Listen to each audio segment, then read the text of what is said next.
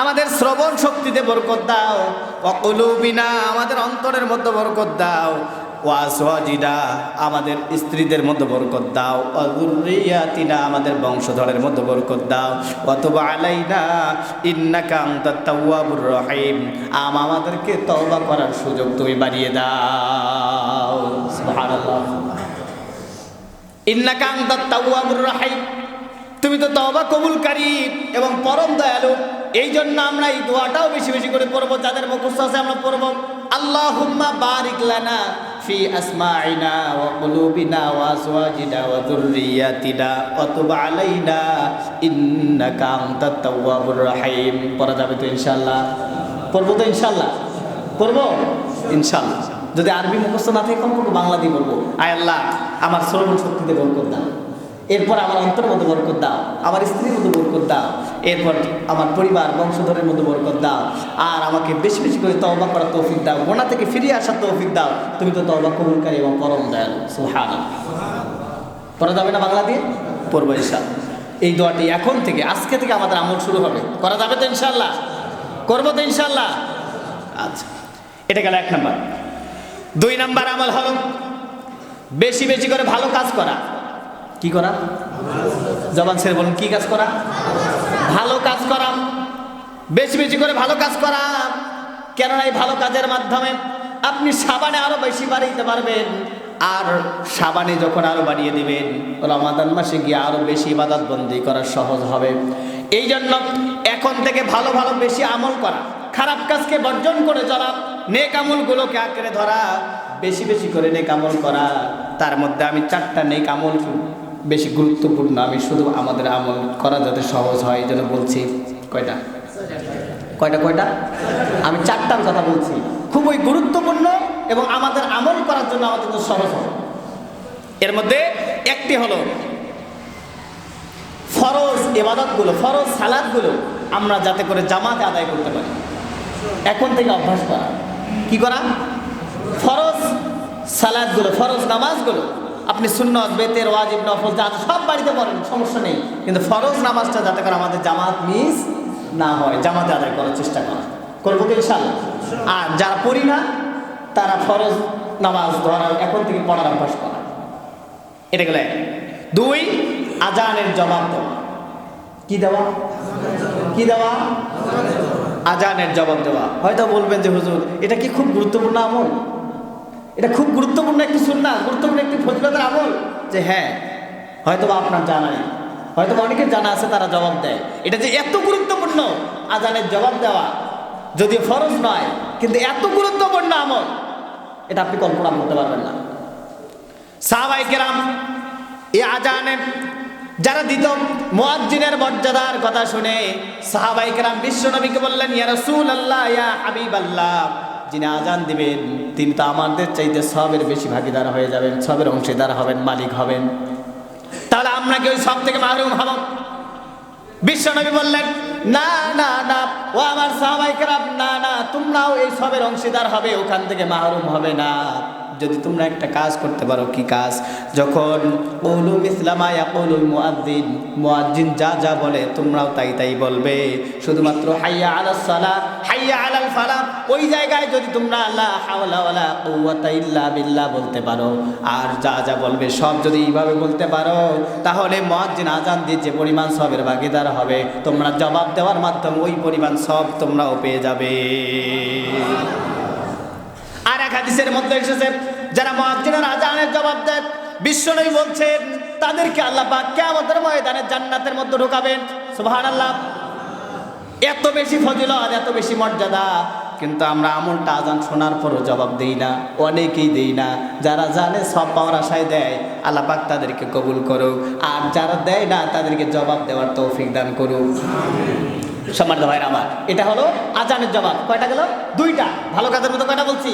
এক হলো ফরজ নামাজ আদায় করা, জামাতে আদায় করা, আর 2 নাম্বার হলো আজানের জবাব দেওয়া। 3 নাম্বারটা হলো পরিচিত অপরিচিত সবাইকে সালাম দেওয়ার অভ্যাস করে তোলা। কি দেওয়া? বলেন বলেন, কি দেওয়া? সালাম দেওয়া। এটা আমাদের আজকে সমাজ থেকে উঠে যাচ্ছে। পরিচিত হোক অপরিচিত হোক, আপনি তাকে সালাম দেন। সালাম দিলে কি হবে? লস হবে? লস হবে? আচ্ছা, আসসালামু আলাইকুম ওয়া রাহমাতুল্লাহ, এর অর্থ কি? শান্তি ও রহমত বর্ষিত হোক। এটা কি গজবের দোয়া? বিপদটাকে আনতেছি, তা আপনার সালাম দিতে কি বিপদ থাকে? সে নাকি সালাম দিতে টাকা লাগে? আমরা কি করি, আমাদের কিছু লোক আছে এই সমাজে, নাই হয়তো বা কিছু লোক আছে বদমাইশ, একটু বাঁকা টাইপের আর কি। সেটা কেমন? যে সালাম দিতে চায় না, শুধু নেওয়ার জন্য রেডি হয়ে থাকে, আছে না? এদিকে নাই অবশ্য। আমার এই শ্বশুরবাড়ি এলাকাতেই অভ্যাস। মনে করেন রাস্তা দিয়ে যাচ্ছি, কিছু লোক দোকানের পর সমালোচনা, হ্যাঁ জামাই যাচ্ছে কেন সালাম দিল না? আরে জামাই দিতে ভুল করছে, আপনি শ্বশুর হয়ে দেন, তাক দিবে না। ওরা দোকানের পর সমালোচনা, হ্যাঁ হুজুর হয়েছে, হুজুর জামাই সালাম দেয় না। সালাম দিবে কোন আক্কেলে? আপনার মুখে সিগারেটটা দিয়েছেন আপনি, কোন আক্কেলে সালাম দিবেন? ওই অবস্থা সালাম দেওয়ার দরকার নেই, বরং আপনি লজ্জা পাবেন না যে আমার জামাই আমাকে দেখছে সিগারেট খাওয়া, আমি না দেখার ভাগ করে যাচ্ছি যাতে বুঝতে না পারে যে জামাই দেখেনি। কিন্তু আপনি যদি এটা সমালোচনা করেন তাহলে তো লস আপনার, আপনি সালামটা উল্টাভাবে দেন, তাক দেয় না। এই জন্য এখানে আরেকটা সমস্যা, বড় সমস্যা হলো আমরা যারা মুরব্বী আছি তারা ছোটদেরকে সালাম দিতে চাই না। আমি অনুরোধ করব, আপনাকে সালাম আজকে সমাজের ছোট ছোট ছেলেরা সালাম দেয় না কেন? আপনি ভালো করে খেয়াল করে দেখেন, আপনি তাদেরকে সালাম শিখাননি। এটাই মূল কারণ। আপনি তাদেরকে সালাম দেওয়া শিখান, আপনি সালাম দেন তাদেরকে, আপনি একদিন, 2 দিন, 3 দিন দেবেন, 4 দিন, কিন্তু আপনি আর সালাম তাকে দিতে পারবেন না, সে উল্টা আপনাকে সালাম দেবে, ঠিক না? উল্টা দিবে আপনাকে। এই জন্য আপনি সালাম দিয়ে তাকে অভ্যাস করে তোলেন, আপনি তাকে শিখান, তাহলে আপনাকে 4র্থ দিন আপনি সালাম ফিরে পাবেন। এইভাবে আপনার সম্মানও বাড়বে, সে সালামও শিখলো, একটা সুন্নাহ আমল আমাদের মতো চলবে। আপনি তার কল্যাণ কামনা করলেন, সেও আপনার জন্য কল্যাণ কামনা করলো। এই জন্য বাড়িতে হোক, দোকানে হোক, রাস্তায় হোক, যেখানেই আপনি যার সাথে দেখা হবে, আপনার সে যত শত্রু হোক না কেন, সে আপনার যত বড় শত্রু হোক না কেন, আপনি কিন্তু সালাম দেন। সালাম দিলে 2টা লাভ হবে। কয়টা লাভ বলেন? কয়টা লাভ? 2টা লাভ হবে। এক, সালাম দিলে শত্রুতা দূর হয়ে যাবে, বন্ধুত্ব, মিল, মহব্বত, ভালোবাসা বৃদ্ধি হবে। সুবহানাল্লাহ। হবে না? হবে না? একজন আপনার খুব খুব ঘোর শত্রু, আপনি তাকে যদি সালাম দেন, দেখবেন যে ধীরে ধীরে আপনার সাথে বন্ধুত্ব আবার তৈরি হবে, ওই শত্রুতা ভাবটা দূর হয়ে যাবে। হবে না? ভালোবাসা বৃদ্ধি হবে। 2 নাম্বার, সালাম দিলে পরিবারে, সমাজে শান্তি ফিরে আসবে। তারপর আপনি আরেক ভাইয়ের শান্তি কামনা করলেন এই সালামের মাধ্যমে। আমরা দেবো তো, সালাম দেবো তো ইনশাল্লাহ। তাহলে এটা গেল কয় নাম্বার ভালো আমল? 3 নাম্বার।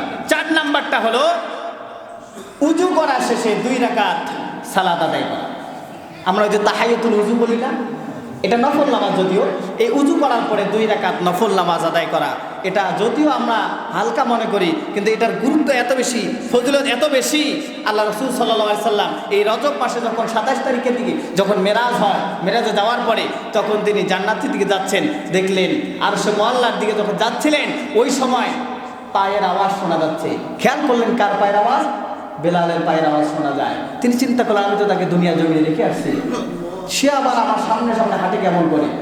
যখন ফিরে আসলেন মেরাজ থেকে, জিজ্ঞেস করেন, বেলাল তোমার পায়ের শব্দ আমি আরশে মুআল্লা শুনতে পেলাম, আমার আগে আগে শোনা যাচ্ছে, কারণ কি? তুমি কি এমন আমল করো? যে ইয়া রাসূলুল্লাহ, না না তেমন কোনো আমল করি না। তাহলে কি আমল করো যে তোমার পায়ের আওয়াজ ওখানে শোনা যায়? তোমার মর্যাদা আল্লাহ পাক এত বৃদ্ধি করে দিয়েছেন। জিজ্ঞেস করলেন, বেলাল বলতে রাজি হলো না। তারপর বললেন, ইয়া রাসূলুল্লাহ, যে একটা আমল আমি নিয়মিত করি, সেটা হলো যখনই আমি উজু করি, সে নামাজে হোক, নামাজের বাইরে হোক, অন্য সময় হোক, না উজু করার পরে সাথে 2 রাকাত নামাজ আদায় করে নি। সুবহানাল্লাহ। আল্লাহ রাসূল সাল্লাল্লাহু আলাইহি ওয়াসাল্লাম বলছেন, বেলাল এই 2 রাকাত নামাজের কারণে তোমার মর্যাদা আল্লাহ পাক অনেক বাড়িয়ে দিয়েছে। সুবহানাল্লাহ। তা আমরা যদি এই অভ্যাসটা যদি রজবে চালু করতে পারি, শাবানেও আমাদের চলবে, রমাদান আমাদের জন্য আরো বেশি সুন্দর হবে আমল করাটা। এই জন্য আমরা রজবে এখন থেকে পরিকল্পনা নেই, প্রত্যেকটা দিন কমপক্ষে অন্য সময় না হোক, নামাজের জন্য উজু যখন করি, উজু করার পরে 2 রাকাত আমরা তাহিয়াতুল উজু পড়ে নেব ইনশাআল্লাহ। পড়বো তো ইনশাআল্লাহ? পড়বো তো ইনশাআল্লাহ? এটা নামাজ, নফল নামাজ, কিন্তু খুবই গুরুত্বপূর্ণ। আমাদেরকে আল্লাহ পাক সবাইকে পড়ার তৌফিক দান করুন। এটা গেল কয় নাম্বার আমল? 2 নাম্বার, ভালো ভালো কাজ আমাদেরকে করতে হবে। এরপরে 3 নাম্বার আমলটা হলো আমাদেরকে নফল রোজা রাখা। কি রাখা? একটু জবান ছেড়ে বলুন, নফল রোজা রাখা। এখন অনেকে চিন্তা করবে, হুজুর রমাদান মাস আসতেছে, ফরজে রাখি না, ফির নফল আছে না? আছে না? ফরজে রাখি না, আবার ফির নফল রোজা রাখবো? ও চিন্তা বাদ দেন না, বাদ দেন, আপনি না রাখেন, কিন্তু আমার বলার দায়িত্ব আমি বলতেছি।